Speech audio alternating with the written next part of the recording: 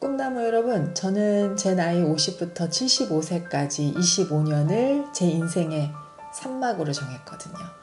이 인생 3막을 시작하면서 항상 곁에 두고 삶의 지침서로 삼고 싶은 책이 있는데요. 그 책 5권 여러분에게 소개하려고 합니다.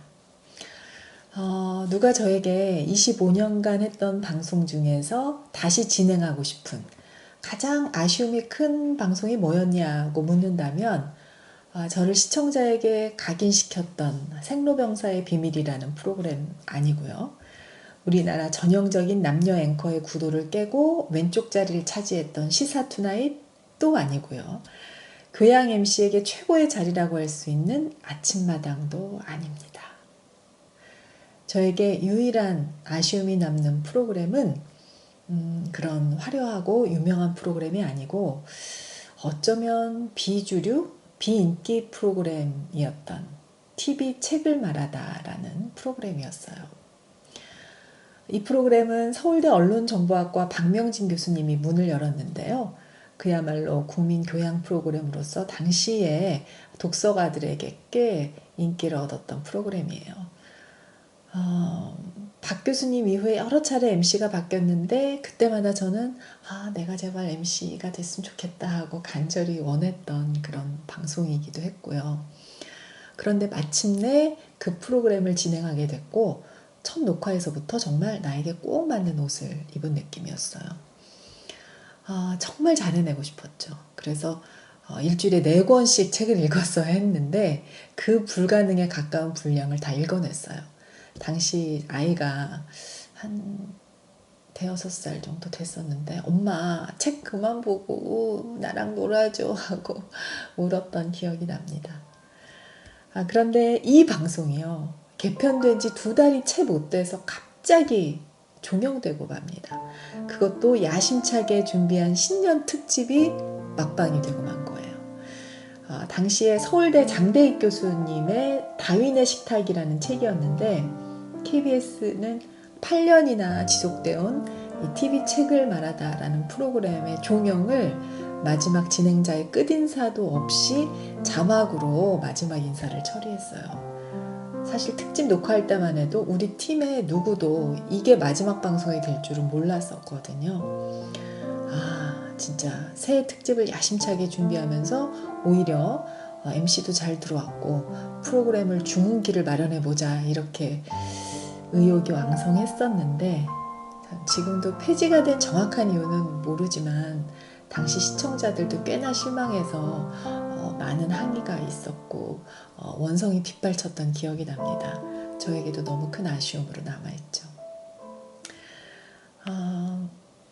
파울로 코엘호의 연금술사 중에서 많은 독자들이 용기를 얻게 되는 그런 대목이 있어요. 주인공 산티아고에게 멜키세덱이라는 멘토가 한 말인데 자아의 신화를 이뤄내는 것이야말로 이 세상 모든 사람에게 부과된 유일한 의무지. 자네가 무언가를 간절히 원할 때 온 우주는 자네의 소망이 실현되도록 도와준다네. 그런데 지난해 KBS 사표를 준비하고 있을 때 마침 국회 방송에서 책 프로그램을 제안받은 거예요. 프로그램 제목이 오유경의 인생 책방. 이게 멜키세덱의 말처럼 우주가 나를 도와주는 신호가 아닐까? 더 이상 홀로 서기를 두려워하지 말고 때를 미루지 말아야겠다. 바로 실행을 하게 된 거죠. 오유경의 인생 책방은 국회에서 만드는 프로그램이다 보니까 현역 국회의원이 출연해서 자신의 인생을 돌아보고 또 인생 책을 이야기하는 프로그램이에요. 지난해 2월 시작해서 지금까지 매주 이렇게 한 권씩 읽다 보니까 지금 한 90여 권 넘게 읽었고요. 지금도 매주 한 권씩 읽고 나가고 있어요. 이 책이라는 게 꼭 제가 좋아하는 책만 있는 게 아니라 뭐 장르 불문, 취향 불문, 만화책, 정치철학, 대하 장편 소설까지 누군가에게 영감을 준 책들을 읽는 거잖아요. 그러다 보니까 오히려 크게 배우고 깨우친 책들이 많았어요. 그래서 제가 이 책들을 우리 꿈나무들과도 나눠야겠다 생각하게 된 거죠. 이 방송은 국회 방송의 허락을 받아서 인생 책방 프로그램을 중심으로 제가 책 중심으로 다시 요약을 해드릴게요. 이 책들은 저에게 이런 효과를 좋습니다. 인생에서 가장 소중한 것을 지킬 수 있게 해줬고요. 20살 때는 선명했지만 언제부턴가 흐려졌던 그 꿈을 다시 영롱하게 꿀 수 있게 해줬고요. 두려움을 떨쳐내고 다시 한번 꿈을 향해 떠날 용기를 줬고요. 삶이 주는 소소한 행복을 음미하게 해줬고요. 달리기가 아니라 산책하듯 내 소망을 따라갈 수 있도록 이끌어줬어요. 여러분도 이 책을 통해서 여러분의 꿈나무를 다시 키울 수 있을 거라고 저는 확신합니다. 자, 그러면 과연 이 책 5권이 뭘까? 궁금하시죠? 제가 앞에서도 잠깐 언급했듯이 첫 번째는 이 파울로 코엘료의 연금술사입니다. 연금술사. 이 책은 산티아고라는 청년이 자아의 신화를 꿈을 찾아가는 여정을 그린 책이에요. 이 책은 수많은 독자들의 인생책이기도 하죠. 특히 인생의 길을 헤맬 때 등대가 돼주고 두려움을 떨치고 일어나서 꿈을 찾아가게 해주는 정말 이 불가사의한 힘을 가지고 있어요. 모든 은유 속에 삶의 진리가 숨어 있고요. 모든 문장에 밑줄을 치게 되실 거예요. 읽어보세요. 우리 꿈나무 여러분에게 꼭 권하고 싶은 책이고 2번, 3번 계속 읽고 싶은 책입니다. 두 번째 책은 최인철 교수의 굿 라이프라는 책인데요. 누군가 당신 행복해요? 하고 물을 때 행복한지 아닌지를 생각하기보다는 행복이 뭐지? 하고 스스로 반문해 본 경험 있지 않으세요? 매일 소확행을 누리면서 행복한 기분을 느끼고 있다고 해도 뭔가 허전하다든가 나는 이 정도면 성공한 사람인데 지금 내가 행복한 걸까? 이런 의문이 있는 분들, 바로 이 굿라이프에 답이 있습니다. 우리가 행복한 삶을 설계하는 데 꼭 필요한 책이에요. 다음 책은 이 생텍쥐베리의 어린 왕자입니다. 읽을 때마다 와닿는 깊이가 깊어진다고 하는 책이죠. 혹시 소중한 장미를 나의 고향별에 두고 떠나와 있진 않은가요? 첫 번째 20살의 감성을 한번 돌아가 보세요. 어린 왕자가 남긴 다양한 여행의 기록을 따라가다 보면 살아가면서 정말 중요한 것이 무엇인지 다시 한번 깨닫게 되죠. 이제 소중한 건 정말 챙기고 살아야 돼요. 그리고 세 번째 책은 미하엘 엔데의 모모라는 책입니다.